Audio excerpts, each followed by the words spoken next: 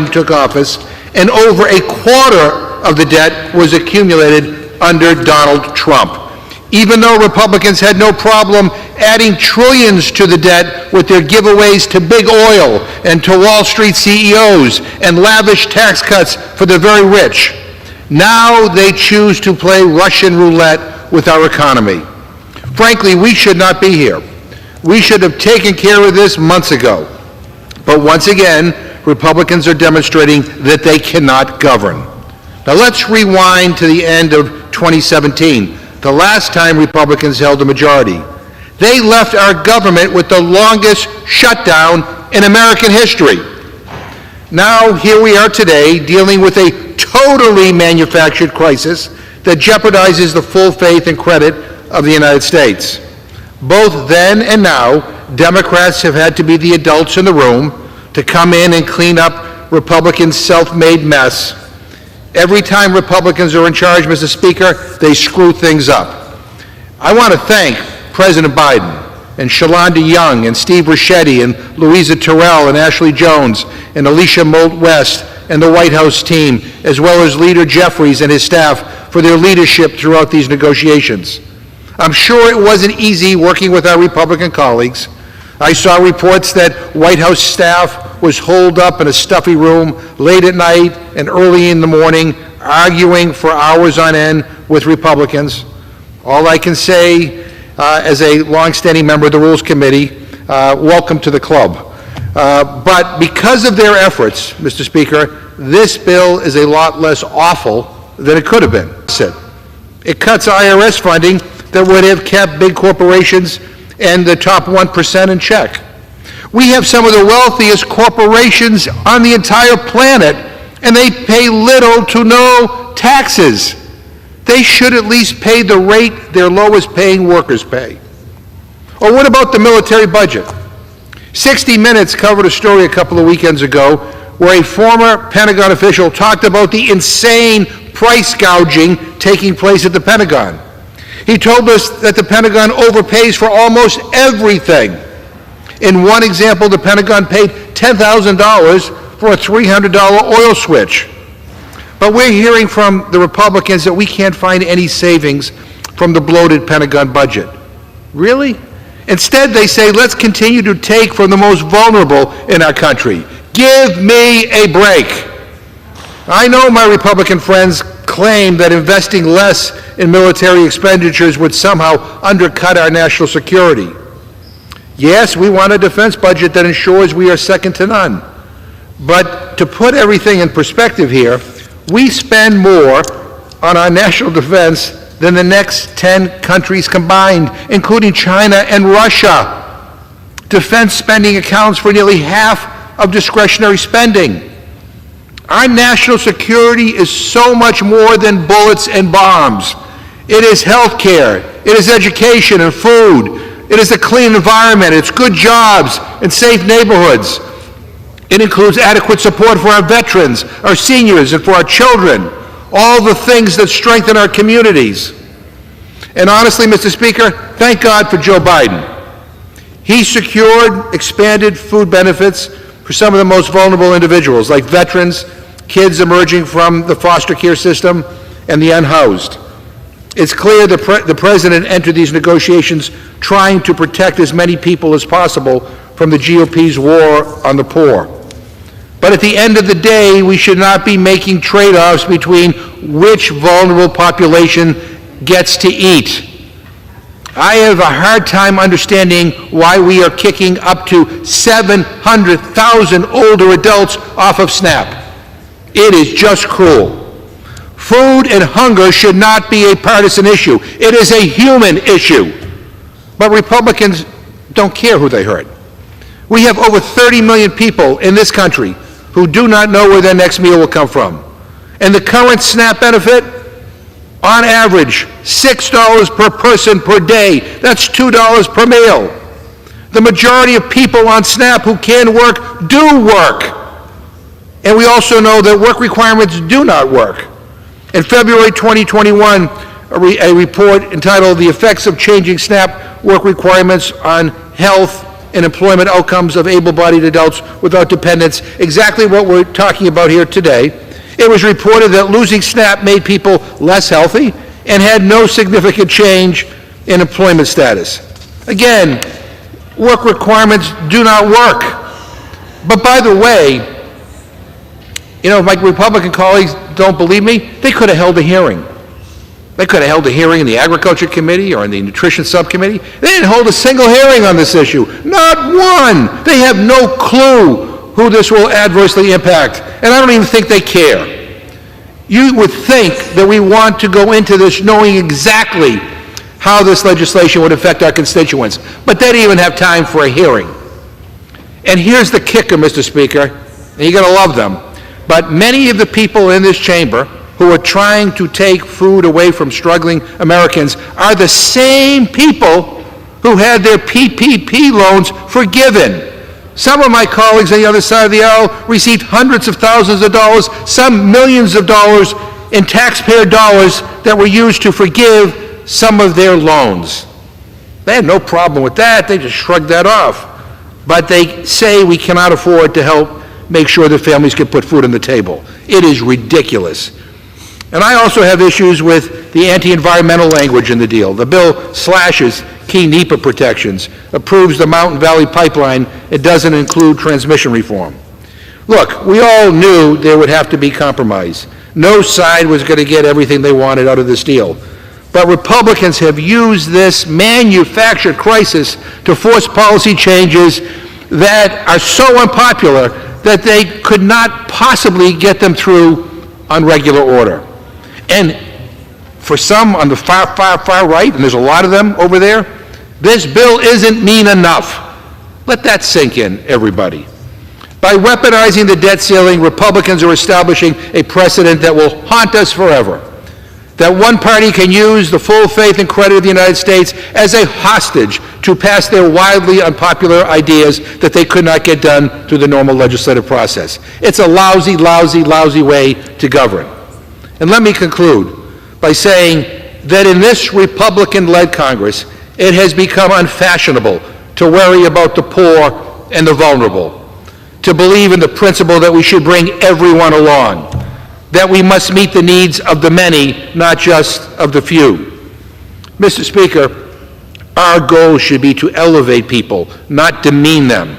And the policies being advocated and forced upon us by my Republican friends do not reflect my values.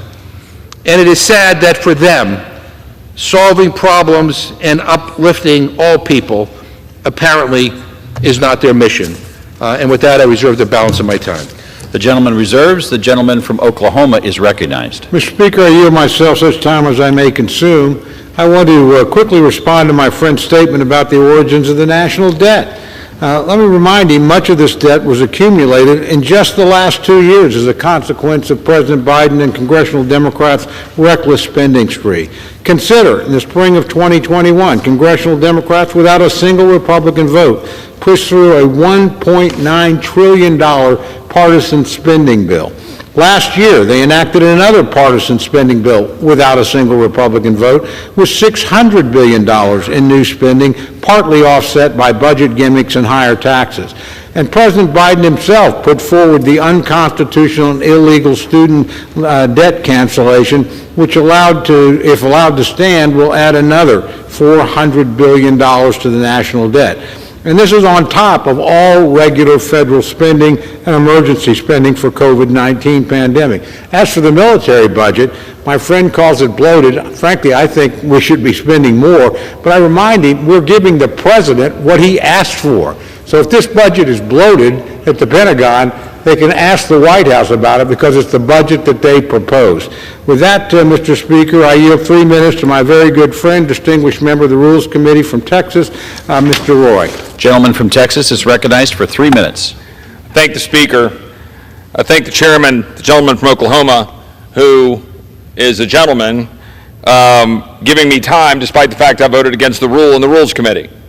I respect that. I respect it immensely so that we can have a full and open debate here on the floor of the House. I listened to the gentleman from Massachusetts wax on, talking about governing. Well, we don't govern, Mr. McGovern. we represent. That's what we're supposed to do anyway, is represent the people of this country. Fed up with a government that is now 40% bigger since the beginning of COVID.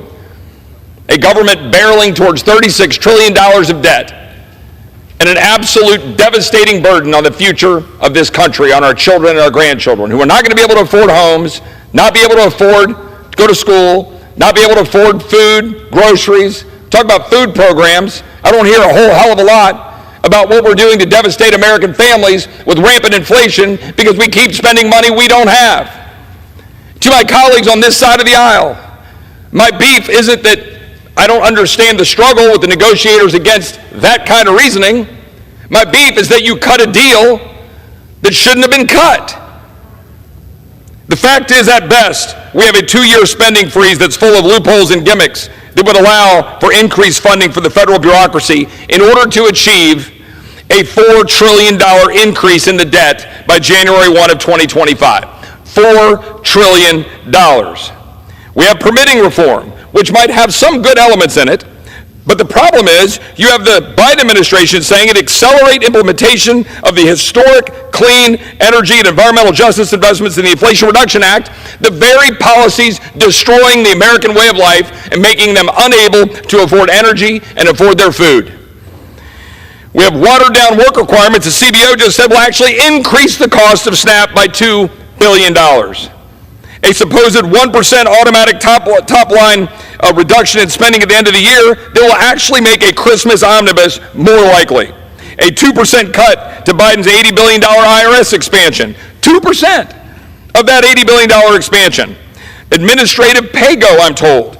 We're not going to do the REINS Act. We're not going to constrain the regulatory state. We're going to do a waivable administrative pay-go. Great, we'll pass a bill next week. Yay us. It'll die in the Senate. Why aren't we using this leverage?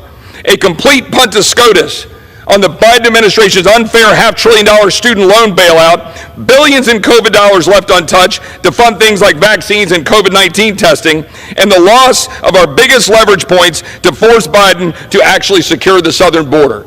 I encourage my colleagues to vote no on the rule and to oppose this legislation. I yield back. Gentleman reserves. The gentleman from Massachusetts is recognized. Mr. Speaker, I ask unanimous consent to insert in the record a report by the balance entitled "The Trump's Impact on the National Debt." Mr. Speaker, talk about spending. Without objection. The national debt increased by almost 36% from 2017 to 2020 during Trump's tenure. I wish the gentleman from Texas was on the floor screaming then, as he is now. And he has no problem with spending trillions of dollars on tax cuts for rich people and taxpayer subsidies for big oil companies. But when it comes to providing people the basics to be able to put food on the table, he has a problem. We just don't share the same values. With that, Mr. Speaker, I yield 2 minutes to the gentleman from California, Dr. Ruiz. The gentleman from California is recognized for 2 minutes. Let's be clear. This bill is not about fiscal responsibility. It is about extreme GOP pushing their extreme agenda.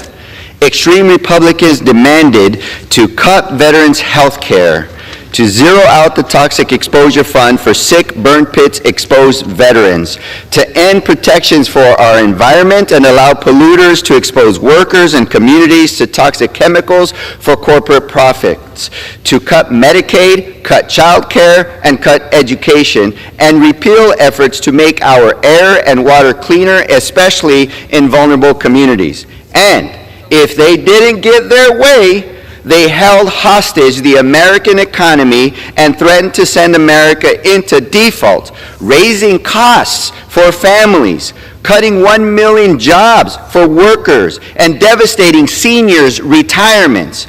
And so, today, under this Republican-manufactured extreme crisis, we will take up the bipartisan budget agreement to prevent a Republican catastrophic default.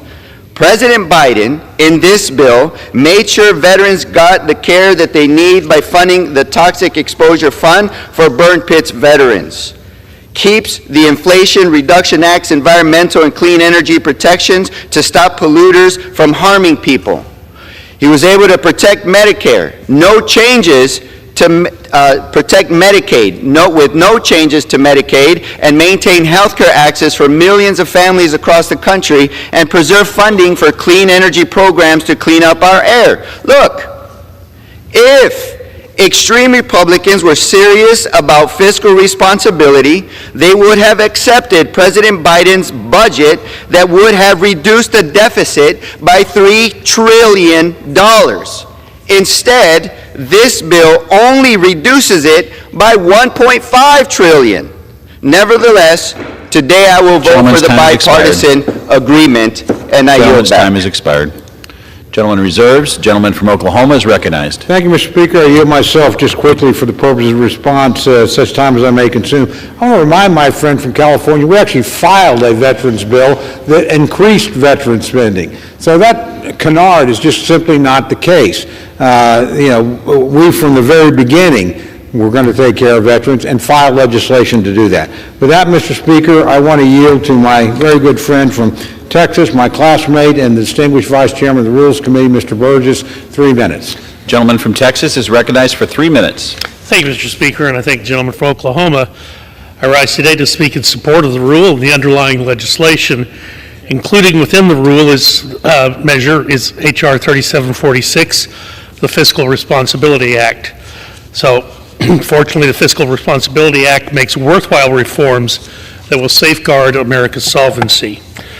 100 days, Mr. Speaker, that's how long President Biden flirted with economic calamity because he was too stubborn to come to terms with a new political reality. The American people did not send a Republican majority to continue business as usual.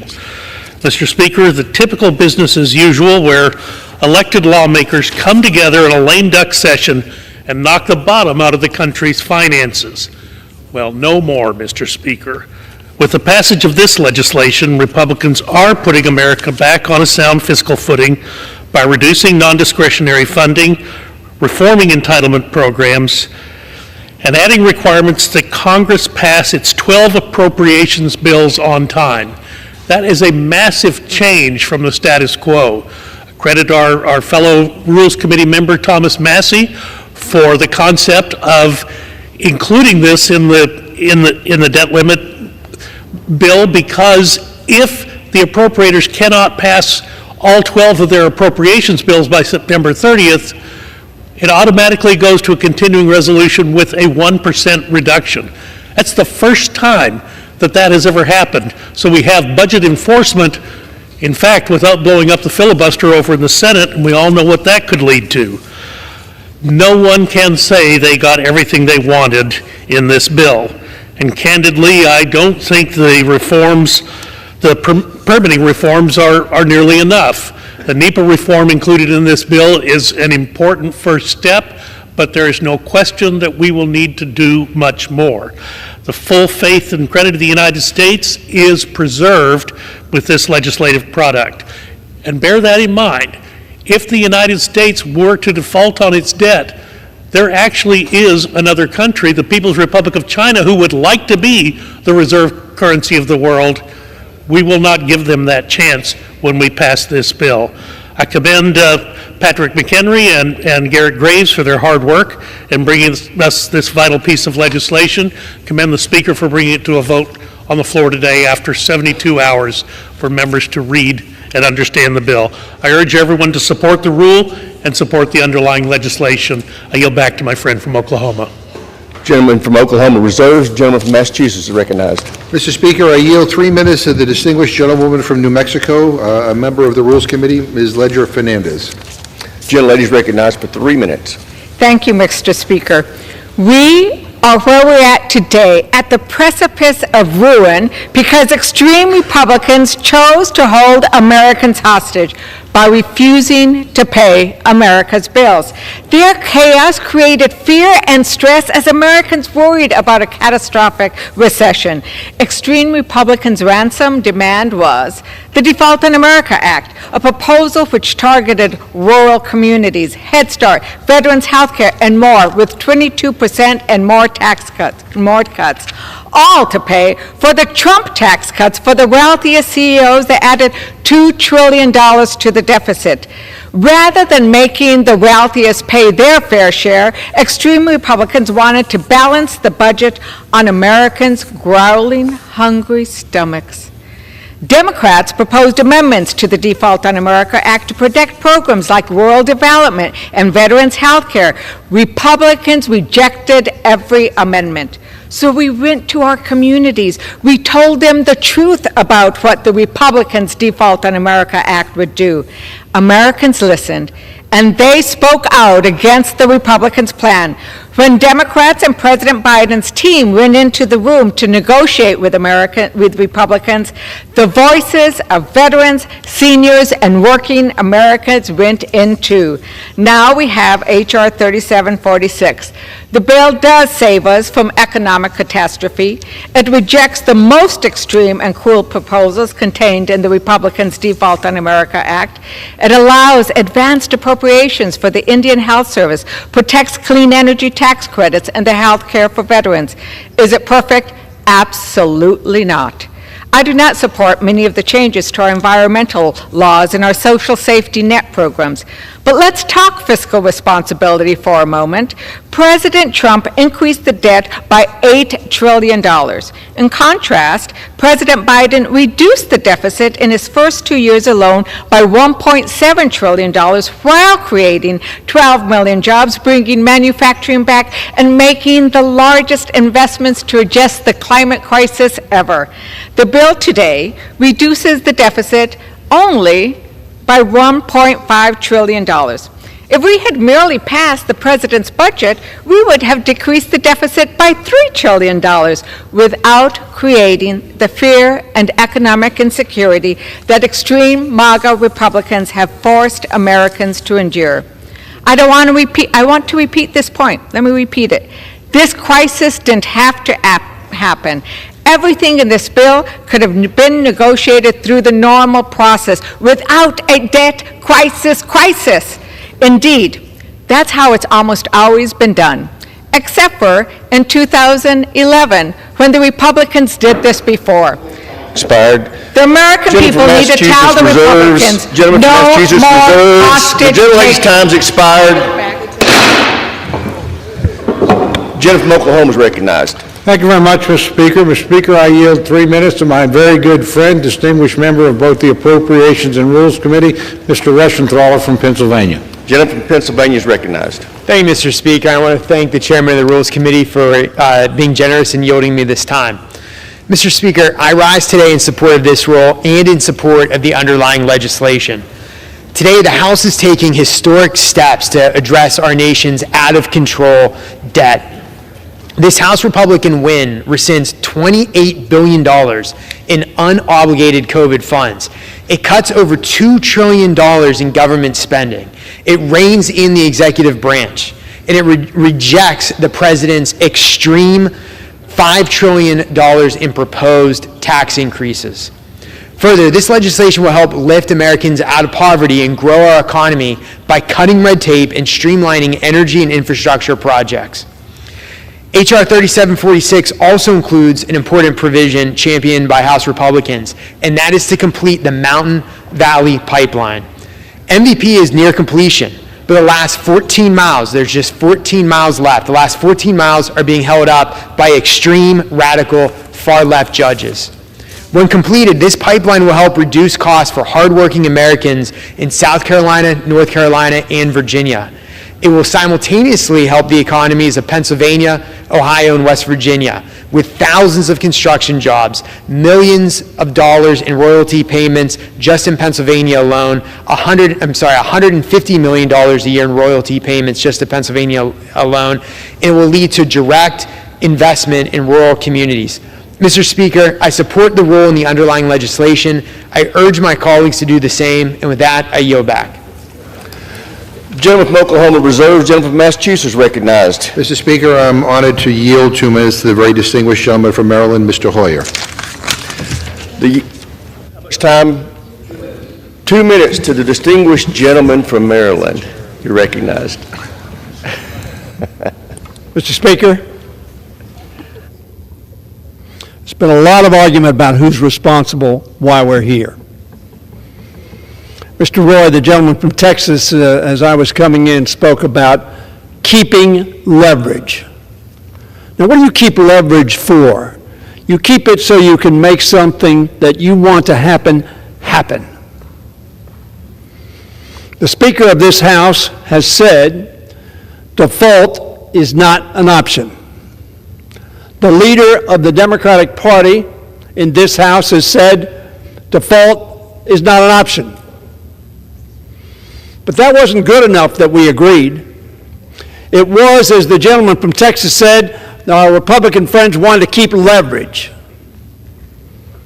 to accomplish essentially in the appropriation bill, or what they couldn't either accomplish or pass in the Appropriations Committee here because of their extraordinarily devastating bill that they offered and passed, which some of them are going to have to answer for in the next election. But what today is about is whether we're going to hurt 330 million Americans, whether we're going to hurt the global economy. That's what this is about. And from my perspective, there is only one answer: to pass a bill that in fact does not have America welch on its debts. Or, alternatively, to defeat a bill which will devastate our economy and be catastrophic globally. That's why we're here. I urge every member to think of those 330 million Americans, all of whom will be hurt if we fail to do our duty.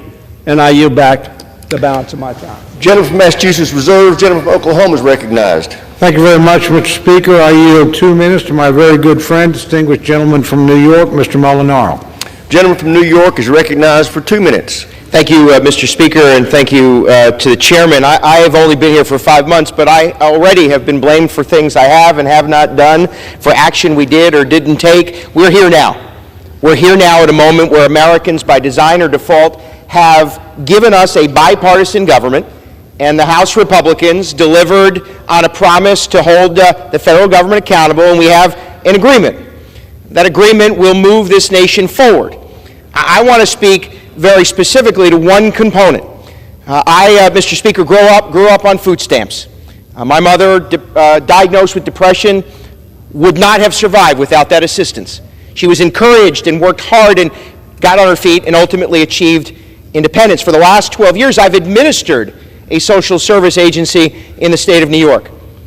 The Fiscal Responsibility Act takes important action, not at all to punish our most vulnerable. In fact, takes real steps to ensure those most vulnerable among us are protected and served and have access to the support that they deserve, and, by the way, find their way to work. This bill holds states like New York and others accountable for waiving restrictions, expanding access, not to help the most vulnerable, but to bloat and to grow and to increase state government. Because of action states have taken, the most vulnerable are left to fend for themselves, demoralized, dehumanized, and felt worth less. While states like New York increase their infrastructure, their government, and leverage federal taxpayer dollars, not to benefit those who need the help the most, but to benefit state government. This bill starts a very important step of holding states accountable and assisting those who are most vulnerable among us. I urge my colleagues not only to support the rule, but to support the underlying bill. We have an opportunity here to make a measurable difference in the lives of those who struggle the most, and this is an effort to ensure that happens. Thank you, Mr. Speaker, and I yield back. Gentleman from Oklahoma reserves. The gentleman from Massachusetts is recognized. Mr. Speaker, I just remind the gentleman that under the new standards in this bill, 700,000 older Americans, vulnerable Americans, will lose their food benefits. And if that's his idea of protecting the vulnerable, we don't want your help. Mr. Speaker, I yield 2 minutes to the gentleman from Tennessee, Mr. Cohen. The gentleman from Tennessee is recognized for 2 minutes. Thank you, sir. Before us today, we have a difficult vote. Like many of my Democratic colleagues, I would have preferred to vote on a clean debt ceiling bill. I signed a discharge petition along with all of my Democratic colleagues to bring a clean debt ceiling bill to the House floor. But we couldn't get just 5 Republicans to join us to force that vote. That's why we're here today, because not just 5 Republicans could do that. I don't like the language in the bill to bypass environmental reviews and approve the Mountain Valley Pipeline. There are pipelines that have leaked, and there are pipelines that have leaked. I've joined Representative McClellan, Beyer, and others in the Virginia delegation in support of an amendment offered to remove that language, but it wasn't allowed to be voted upon. I don't like permitting reform that strips NEPA of its authorities. Instead of rolling back regulations, we should be adequately funding the agency so that staff can help projects be built in a timely and responsible manner. I don't like the tax cuts, but the wealthiest Americans are protected. The Trump tax scam, which was not funded, raised the debt by $2 trillion. And not an effort was made to put more duty and responsibility on those individuals. I've sponsored a bill to make the billionaires pay their fair share. They should. Despite all these things that we don't like about this bill, including the addition of work requirements for SNAP recipients in their 50s, as members of Congress, we have tough decisions to make and ultimately do the best for our constituents and our country. In my district in particular, we have to protect the progress we've made in the last 2 years to providing a boost to Memphis, like health care and energy savings we've secured for seniors and throughout the district under the Inflation Reduction Act and the Infrastructure Investment and Jobs Act. These investments are funding improvements and smart development in my district now, but Republicans have tried to defund them. We need to protect Medicaid, Medicare, and Social Security, but the Republican majority was trying to take away those benefits from over 20 million Americans. I'd like to ask for 30 additional seconds. I yield the gentleman an additional 30 seconds. Thank you, sir. Recognized. We protected Social Security, Medicaid, and Medicare in these bills. We needed a clean debt ceiling. We didn't get it. The fact is, the Republicans brought us to this brink because they wanted to extract political damage on President Biden, and if the American people were there as collateral damage, so be it. When Trump was president, they approved every extension of the debt relief. And yet, when Biden's here, no. This is extortion, but we have to deal with it. It's for the benefit of our country and the world's economy, and I will vote yes. Yield back the balance of my time. Chair now, gentleman from Massachusetts reserves. Gentleman from Oklahoma is recognized. Mr. Speaker, I reserve. Gentleman from Oklahoma reserves. Gentleman from Massachusetts is recognized. Mr. Speaker, I yield 2 minutes to the gentlewoman from Texas, Ms. Jackson Lee.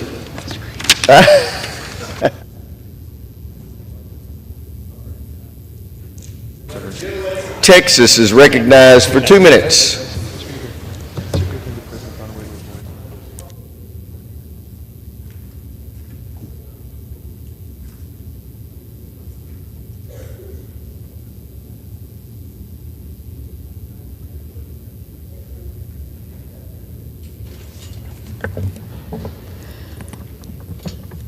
I'm going to say my good friend, Mr. Cole, because he is my good friend, Mr. Cole, had the facts very much incorrect. The President of the United States was protecting the American people, protecting their future, and being, in essence, the great protector.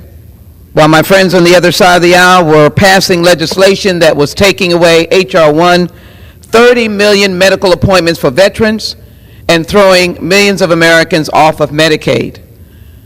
That is why the President was trying to get a clean debt ceiling, so we could come back as a House, Democrats working to get a fair budget bill. That did not happen, as he waited over and over again to see whether or not the Republicans would do what was done in the last administration and raise the debt ceiling, not for debt, but to pay America's bills. This picture depicts, with the Speaker Emeritus and Good Hope Baptist Church, children in daycare. And under the leadership of my friends, without the work that we're doing now to pay our bills and to, in actuality, ensure that non-discretionary funding, which takes care of Head Starts and child care, would have been literally thrown out, and families would be standing in line looking for an empty chair for their child to go in so they could go to work. That's what Democrats did. And today we stand on this floor to say that we will not allow the cruelty of default. We'll not allow hostage taking. We will stand for the American people. And we will ensure that the expansion of veterans and homeless persons and children in foster care that are now able to get SNAP, that is because we continue to fight even though we could not get the Republicans to come to the table for 4 or 5 months. I offered amendments to provide an increase or provision for those students who are still in their families' homes. Gentlelady's time's expired. We care about America. Gentlelady is no longer recognized. Gentleman from Massachusetts reserves. Gentleman from Oklahoma is recognized. Gentlelady is no longer recognized. Gentleman from Massachusetts reserves. Gentleman from Oklahoma is recognized. Thank you, Mr. Speaker. I continue to reserve. Mr. Speaker, I'm now happy to yield 2 minutes to the distinguished gentleman from Texas, Mr. Green. The gentleman from Texas is recognized for 2 minutes. And still I rise, Mr. Speaker, and I rise today with a testimony, the genesis of which is, I believe that President Biden did the best that he could in developing this legislation. I support him. I thank him for what he has done. I believe that Leader Jeffries did an outstanding job in making it perspicuously clear that default was not an option. But here is the essence of my testimony. I had the preeminent privilege of serving in Congress in 2008, September, I believe it was, when we had the downturn in the economy, and there was a clarion call for help to do what was called bail out the banks. I was adamantly, totally, completely opposed to bailing out the banks because I thought it was not the thing to do, given that the banks did not ask for our help in getting into the position that they were in. Well, I stood in the rear of this chamber, and I could see the votes as they were being tallied. I could also see the stock market reacting to the votes as they were being tallied. The stock market went down as the bill went down. 777 points, a 7% drop in the stock market. My constituents had told me not to vote for that bill, and I concurred with them. The next day, my constituents called. Why didn't you vote for that bill? Why did you let the market go down? I learned a lesson. Votes like this are votes of conscience, and you've got to vote your conscience knowing what the consequences are. I will vote for this bill because I understand the consequences of the market tanking. I was here and I saw it. I understand This time's that we have expired. to take care of our people, and I will yield back, and I thank you for the time, Mr. I thank Speaker. the gentleman from Massachusetts reserves. The gentleman from Oklahoma is recognized. Thank you very much, Mr. Speaker. I yield myself such time as I may concern. I want to Gentleman's thank my recognized. friend from Texas for his remarks. I actually voted for that bill in 2008 twice. And I'm glad that he's here today. The reality is the bill we're dealing with, it's hard to tell it listening to the debate, is a compromise between House Republicans and the President of the United States. In that compromise, nobody got everything they wanted. We certainly didn't get everything we wanted. But I think we are acting together, as my friend from Texas suggested, to try and make sure that we don't default, that we don't have a day like we had in 2008. That, at least, is something we can agree on together and celebrate together, and we'll continue to try to work together. But the preeminent problem we have is my friends on the other side think we can spend forever. You know, President Obama never introduced a budget that balanced, ever. Not in 10 years, 20, or 100. Frankly, President Biden has never introduced a budget that comes into balance at any point. You can't sustain that indefinitely. This effort is to both, one, to responsibly raise our debt ceiling, but to begin to address the underlying spending problem. I wish we could have done more in that regard, but I'm glad we got done what we did, and we'll continue to work at this. With that, Mr. Speaker, I reserve the balance of my time. Gentleman from Oklahoma reserves. Gentleman from Massachusetts is recognized. Yeah, Mr. Speaker, last time I checked, the Republican conference hasn't provided us with a budget, passed a budget. I yield 1 minute to the gentleman from Ohio, Mr. Landsman. Gentleman from Ohio is recognized for 1 minute. Thank you, Mr. Speaker. I rise today to encourage my colleagues on both sides of the aisle to support tonight's vote. Vote on the Bipartisan Budget Act. There are three aspects of this bill, a bill that will avoid default, and a bill that protects Social Security and Medicare, that I hope my colleagues and fellow citizens take into account. One is that we can't keep doing this. The brinkmanship around this question of default and paying our bills has to end. It's a terrible process. Folks have been calling our offices. They're worried about their Social Security checks. They're worried about their health care. They're worried about whether or not the economy will crash. We cannot keep normalizing this behavior. Two, the bill does represent the fact that Congress is divided. The President negotiated with Speaker McCarthy, and even though a majority of Americans want Congress to balance this budget by fixing the tax code, the majority has said... Time has expired. Another 30 seconds. The majority has said that is off the table. What I needed to see from this bill was that no veterans would lose their benefits and folks would continue to receive Social Security checks, and no child would lose access to food through the SNAP program. This bill does that, and so I'm voting yes. We need more bipartisan, pragmatic leaders to stand up and pass this bill tonight and to continue to work on behalf of the American people. Thank you, and I yield back. Gentleman yields back. Gentleman from Massachusetts reserves. Gentleman from Oklahoma is recognized. Thank you very much, Mr. Speaker. I yield myself such time as I may recognized. Just to quickly make a point to my friend, the Democratic Congress didn't produce a budget in 4 years. 4 years were you in the majority, not out of budget committee, let alone across the floor of the House. So you left things in quite a mess. And it's going to take a while to fix it. But we are working on a budget. I hope we get one. The reality is, though, the country has allowed itself, primarily under Democratic leadership, to get so deeply in debt, it's pretty tough to write a budget that gets us out of debt in any reasonable time. This bill is at least a step in the right direction. We would have liked to taken a bigger step. We weren't able to do that given the fact that we have a Democratic Senate, a Democratic President, both of whom seem to think they can spend endlessly, recklessly, without end, indefinitely. That's not going to happen. So sooner or later, that reckoning will come. This is an effort to forestall that and buy some time. That we worked together. I'm glad that we did. I'm glad the President came to the negotiating table despite wasting months saying that he wasn't going to. And I'm glad we made the minimal progress that we did.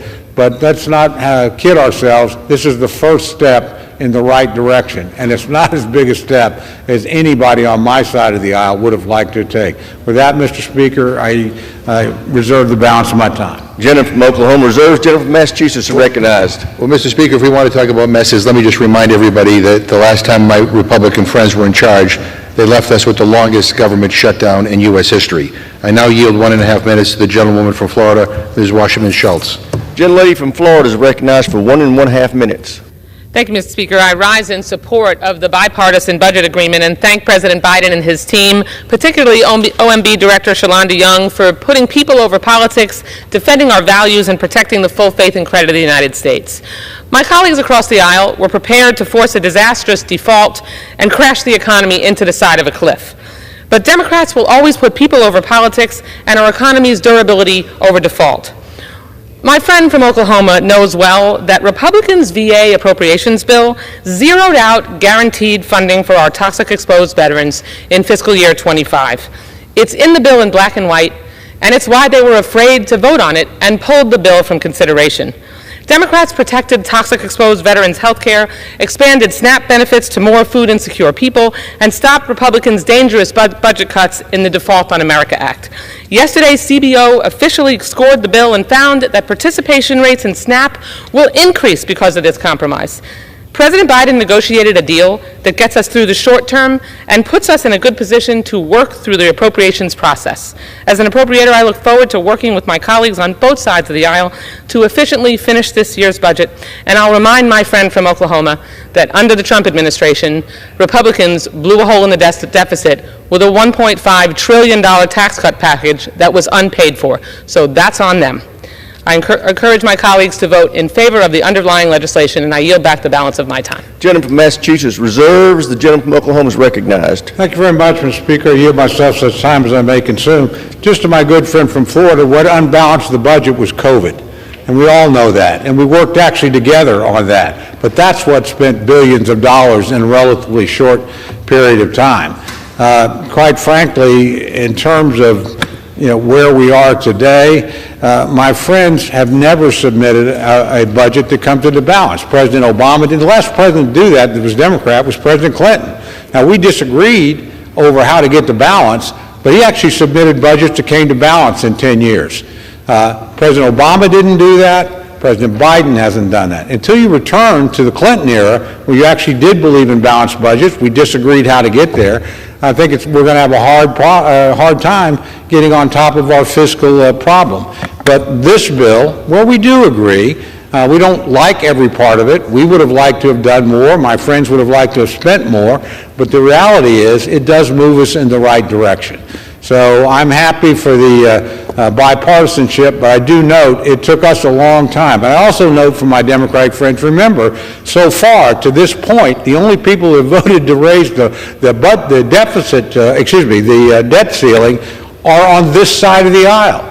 My friends have not yet provided a single vote to raise the debt ceiling.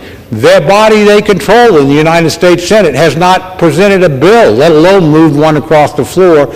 We did. My friends didn't like that bill. We sat down, negotiated, came to something different. But at least we voted to raise the debt ceiling. My friends who are concerned about it have neither presented a plan to deal with it nor have voted to act upon the problem. I'm hopeful today that many of them will actually join us in that effort because the President of the United States has come to the negotiating table, and we'll move forward together. But rest assured, we're not moving forward as fast as we should. We're not going as far as we should, and we've had to bring you to this point, kicking and screaming every step of the way. With that, I reserve the balance of my time. Gentleman from Oklahoma reserves. Gentleman from Massachusetts recognized. Yeah. The gentleman's absolutely right that COVID did add to the deficit, but he neglected to mention the multi-trillion-dollar tax cut for the rich that was unpaid for. Mr. Speaker, I have no other request for time. May I ask the gentleman? Prepared to close when my friend is. Right. So, Mr. Speaker, I'll yield myself the remaining time. The gentleman is recognized. Mr. Speaker, I think there is a difference between Democrats and Republicans. I think Democrats have proven that we can govern, and Republicans have proven they cannot. We've seen the great things that government is capable of doing. In the last Congress, with Democrats in charge of the House, we invested to rebuild our neglected infrastructure, airports, roads, bridges, and ports, and all of our communities. We will see the benefits of that infrastructure bill for years and years to come. We brought manufacturing back to the United States. We passed the CHIPS and Science Act to drive innovation and create good-paying jobs. We made the largest investment in climate, protecting our water and our air. We strengthened our supply chains and set up new programs to support minority businesses. We lifted a record number of kids out of poverty in this country. We ensured that our veterans get the health care that they earned, and it's possible for us to deliver for the American people, though I haven't seen much of it this year. Instead, Republicans spent a week in January trying to elect a speaker. Republicans spent the last 5 months trying to destroy everything that we built over the last 2 years.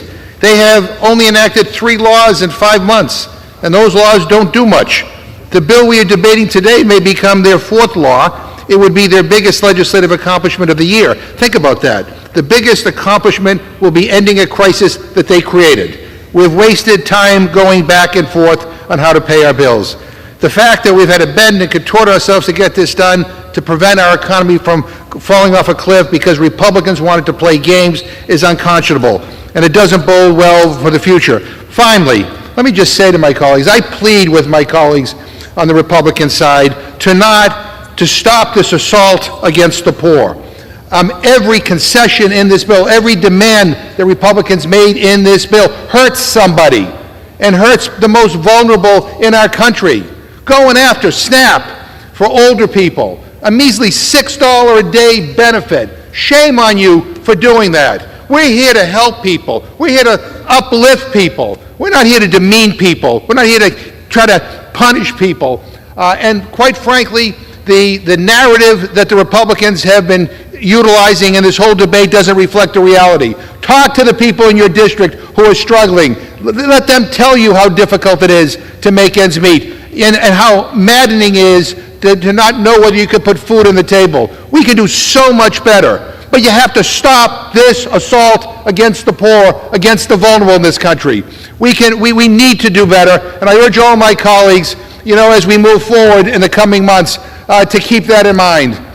We are here to bring everybody forward, not just a selective few. We're here to represent everybody, not just the rich and powerful and well-connected and people who give to our campaigns. And again, the contrast here, where we have members of Congress who accepted government-subsidized loan forgiveness for PPP, and they're the ones who are out here demanding that we nickel and dime programs like SNAP and TANF. It is disgusting, quite frankly, that we're even having this debate. We should be able to do so much better. Mr. Speaker, with that, I yield back my time. Gentleman from Massachusetts yields. The gentleman from Oklahoma is recognized. Thank you, Mr. Speaker. I yield myself the balance of my time. Gentleman's recognized. My friend ticked through the impressive list of accomplishments of the last Congress. He forgot to mention Democrats also added $10 trillion. $10 trillion to the projected debt the United States will have to deal with over the next 10 years. Now, $10 trillion is a lot of money. But worse than the money was the inflation that they unleashed by their reckless spending. You care about Americans, then you don't push the price up of gasoline, of home heating, of interest rates on their any purchase they make, what they pay at the grocery store. My friends managed to unleash the worst bout of inflation in 40 years. I look around this chamber, I'm probably the only guy on the floor, Mr. Speaker, that can actually remember that. This was an unprecedented disaster that they unleashed on the country. Everything in the bill that we fought for, the things that are there and the things that aren't there, were to lower the excess spending and to try and tame inflation. My friends act as if it doesn't exist. Well, I guarantee you, just go to the grocery store. Ask any American who hasn't gotten a 15 or 20% raise what their life has been like in the last 2 years. So, Mr. Speaker, in closing, I urge all my colleagues to support this resolution. With today's bill, we're putting forward common sense reforms that will save taxpayers money while also preventing an economic crisis. And the reforms included in this bill are historic. The first year-over-year cut in spending in a debt ceiling bill, the largest rescission of appropriated but unspent funds in history, the first real reforms to requirements for SNAP and TANF, which will help lift people out of poverty, and real reforms to the permitting process, which will streamline major infrastructure and energy projects and cut the red tape that are holding them back. Those are reforms, by the way, that my friends did not support. Now, those were things that were put in the bill by Republicans and negotiated for. Sadly, they weren't willing to work with us on those ends, and it was only the threat of the debt ceiling that actually brought them to the table. It's a responsible thing to do to pass this legislation, and in the end, the American people will be better off for it. I do want to be clear on something, Mr. Speaker. This is not the end of House Republicans' fight for necessary fiscal reforms. We have more than $31 trillion in debt. Programs like Medicare and Social Security, which are the bedrock of our safety net, are growing in an unsustainable manner.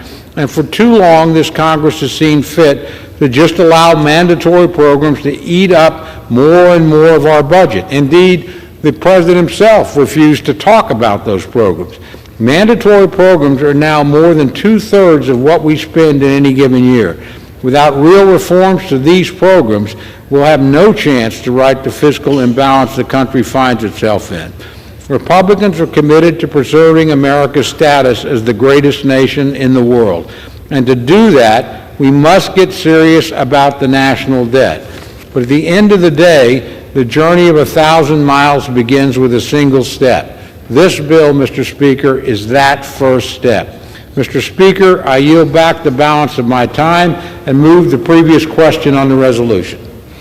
Gentleman yields back. Without objection, the previous question is ordered. The question is on the adoption of the resolution. All those in favor say aye. Those opposed say no. The ayes have it. Gentleman from Massachusetts. As for the yeas and nays. Yeas and nays have been requested. Those in favoring the yeas and nays will rise. A sufficient number having arisen, the yeas and nays are orders. Member will record their votes by electronic device. Pursuant to Clause 9 of Rule 20, this 15-minute vote on adoption of the resolution will be followed by 5-minute votes on the resolution, on the motion to suspend the rules and agree to the House Resolution 382. This is a 15-minute vote.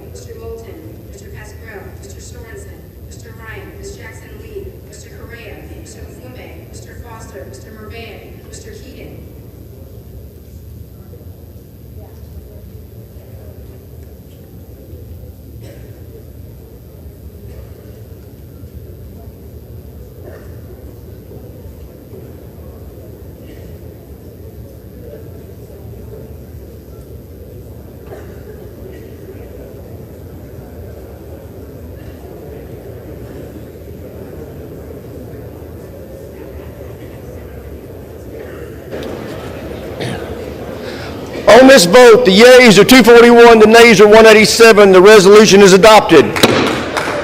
Without objection, the motion reconsidered is laid upon the table. Pursuant to Clause 8 of Rule 20, the unfinished business is the vote on the motion from the gentleman from California, Mr. Isis, to suspend the rules and agree to HRES 382, as amended, on which the yeas and nays are ordered. The clerk will report the title.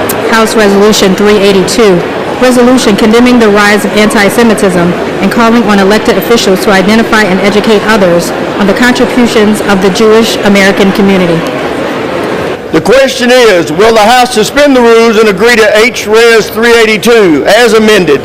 Members will record their votes by electronic device. This is a 5-minute vote.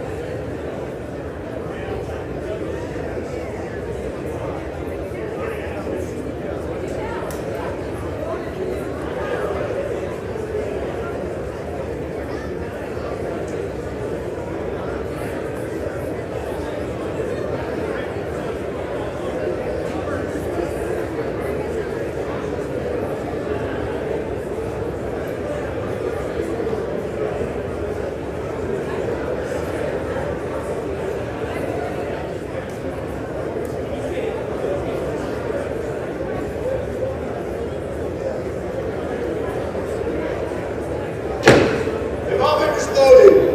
Have all members voted? Does any member wish to change their vote?